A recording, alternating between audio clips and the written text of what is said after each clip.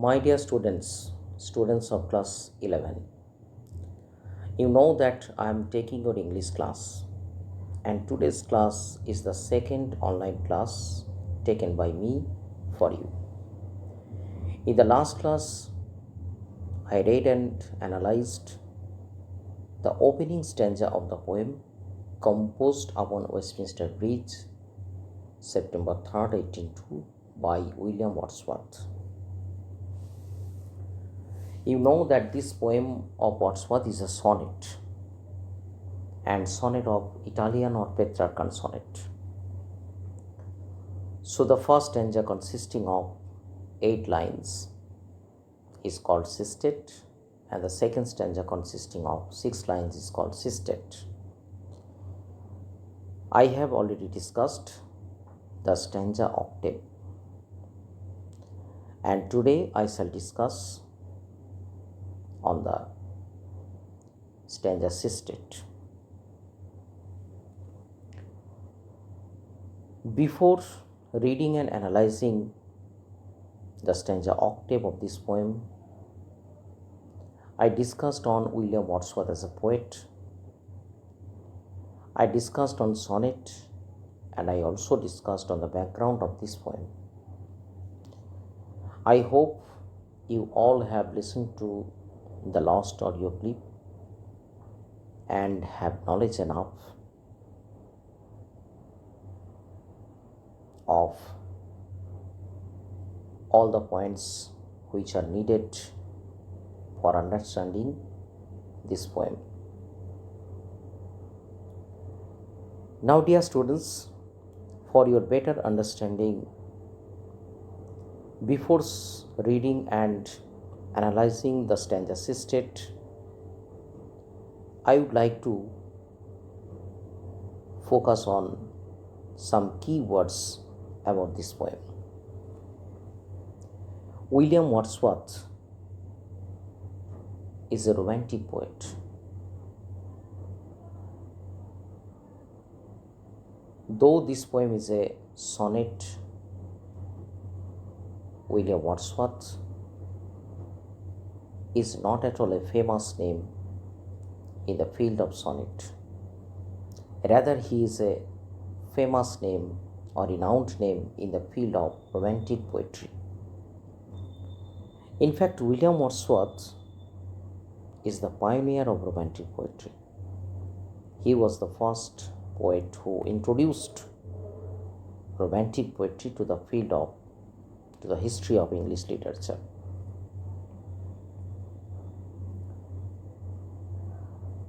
Now, though this is a sonnet in respect of its structure, this is a romantic poem in regard to its theme. In this poem, William Wordsworth has represented the view of the city of London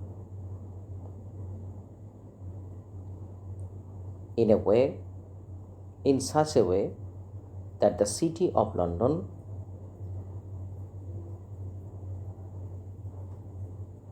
seems to be a part of nature. And obviously, Wordsworth's love for nature is well expressed in this poem.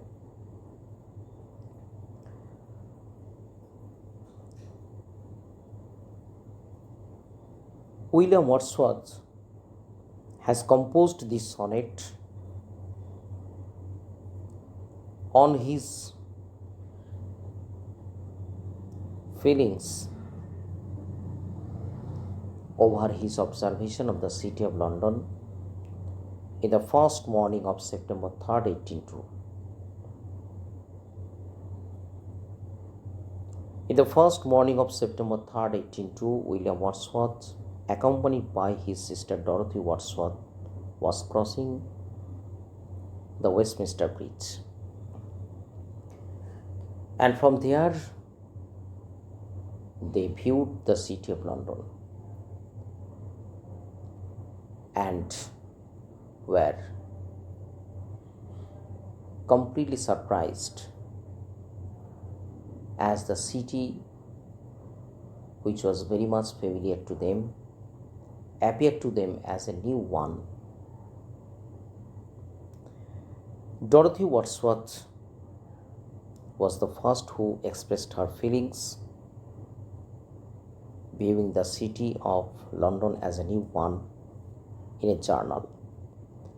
And William Wordsworth was inspired by her. Later, he expressed his feelings in a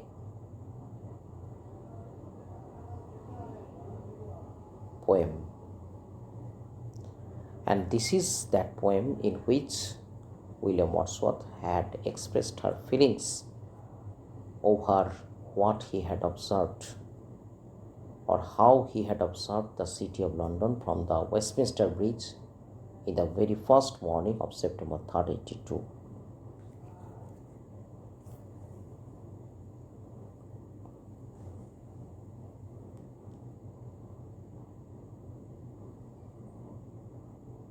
The city of London that William Wordsworth had viewed from the Westminster Bridge in the first morning on that particular day seemed to be the fairest object on earth, or to Wordsworth nothing seemed to be as fair as the city of London.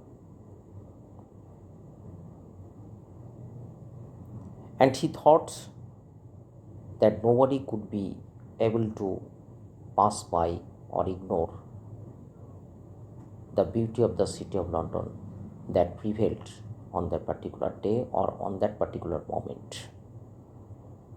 He thought that definitely he would be dull of soul, or he would be dull-minded, or he would be devoid of aesthetic sense if he could ignore such an enchanting beauty of the city of London. To him, the view of the city of London was so touching, was so penetrating, and was so majestic by nature. The city seemed to be newly dressed when he viewed that from the Westminster Bridge on that particular moment. One thing that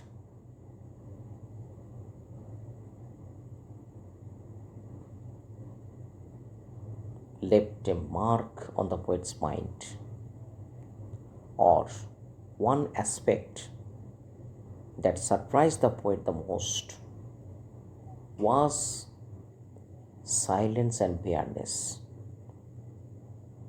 The two aspects were unthinkable, unimaginable as usual.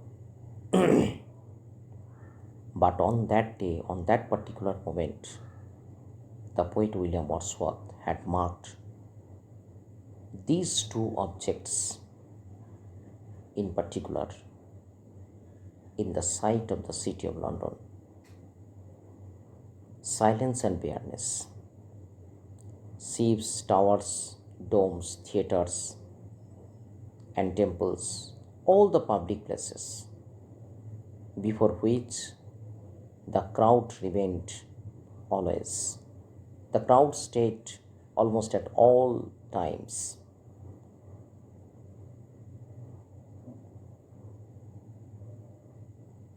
Seemed to be completely vacant, seemed to be completely noiseless. And the noiselessness and the desolation were so acute in the city of London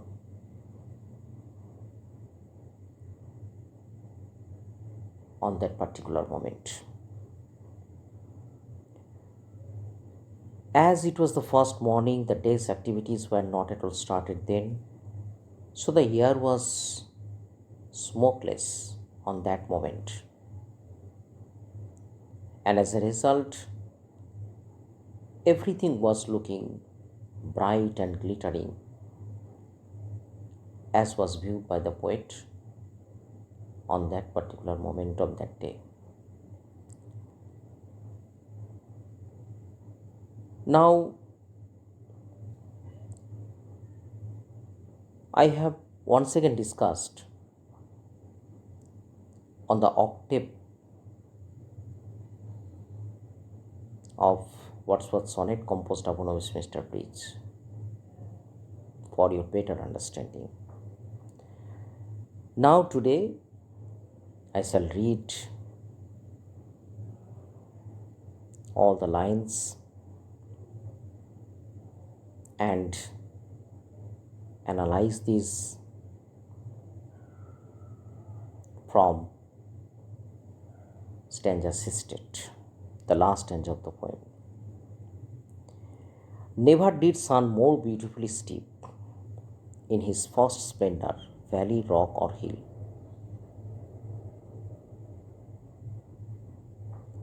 The weather on that day was quite exceptional in the city of London. Usually in the morning, the sky of London remains foggy or a little cloudy. But that day the weather was so beautiful. The sky was cloudless, or no fog was there in the sky. So the sky was quite clear. As a result, the sun was shining so beautifully. The sun was shining his beams quite vertically on all the objects of the city of London.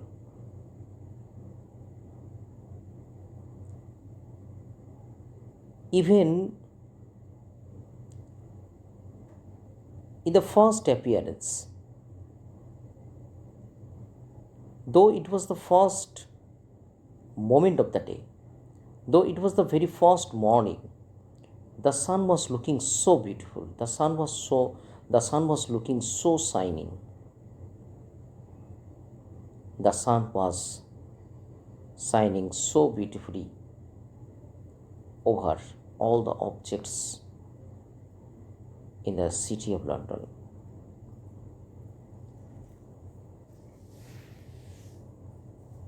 So far the poet remembered that day was the first day ever in his life when he saw the sun so beautiful.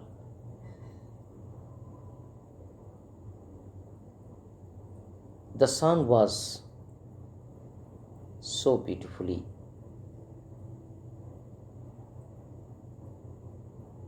shining his beams over all the objects of the city of London, like valley, rock, or hill. And all those objects were looking so shiny, so glossy with the effect of this. Never saw I, never felt a calm so deep. So far the poet remembered that that day was the first ever in his life when he saw or felt so acute or so deep calmness in the city of London. He had never seen such a deep calmness or such an acute calmness or such an utter calmness or utter silence or desolation in the city of London. He had never seen such aspect in the city of London before. The river glideth at his own sweet will.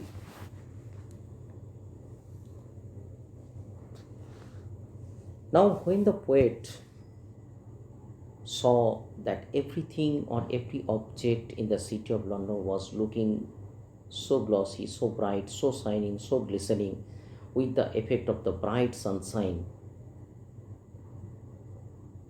his attention was drawn to the River Thames,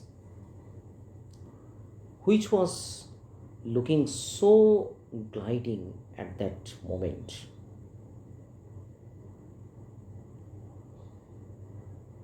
It seemed to him that the River Thames was also charmed, was also delighted to see such an enchanting view of the city of London on that day, on that moment, at that moment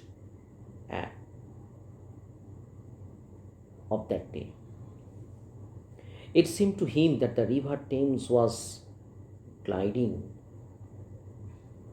was shining his glossiness with the effect of the bright sunshine reflected on it, on him. Here the river has been personified. And the River Thames was spontaneously or self-willingly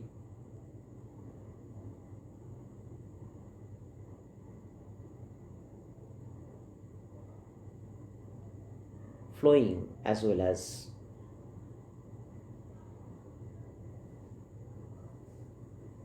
showing his glossiness.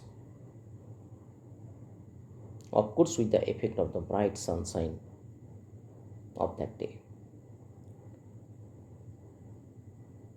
Above all, after the poet's observation, the city of London,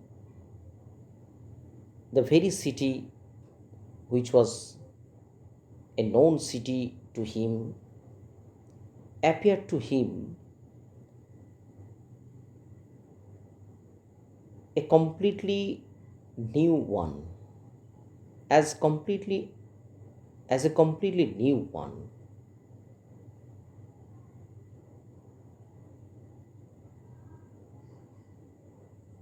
Dear God, the very houses seem asleep, and all that mighty heart is lying still.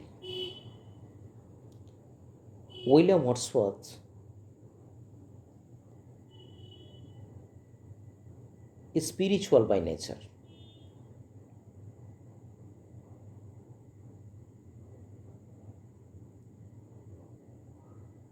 He would believe in God. So here, the poet thought that God is the creator of such an enchanting view of the city of London, such a spellbinding view of the city of London.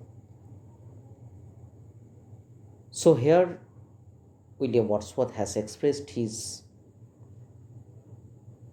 gratitude or gratefulness to the God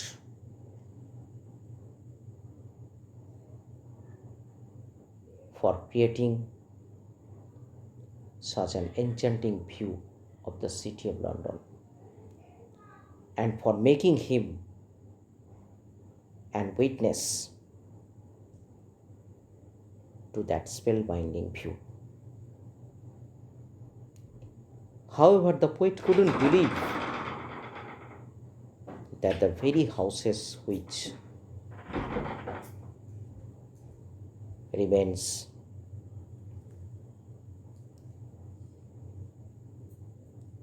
busy, crowded, noisy throughout the day seemed to be noiseless at that moment. and all that mighty heart is lying still. The poet couldn't believe also that the meat part of the city of London, which remains noisy, crowded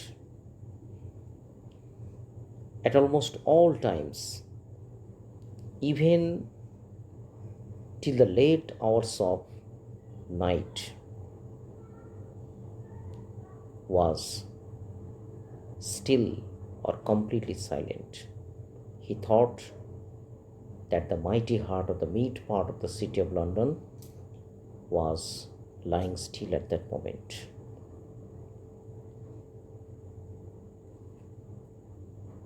So, in this poem, William Wordsworth has expressed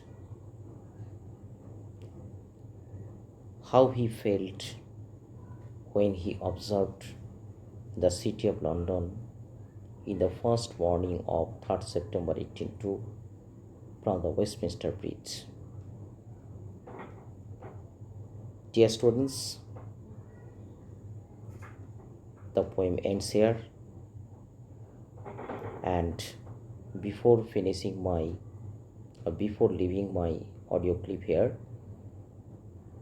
I would like to say to you, please listen to this audio clip very carefully, and after that read the poem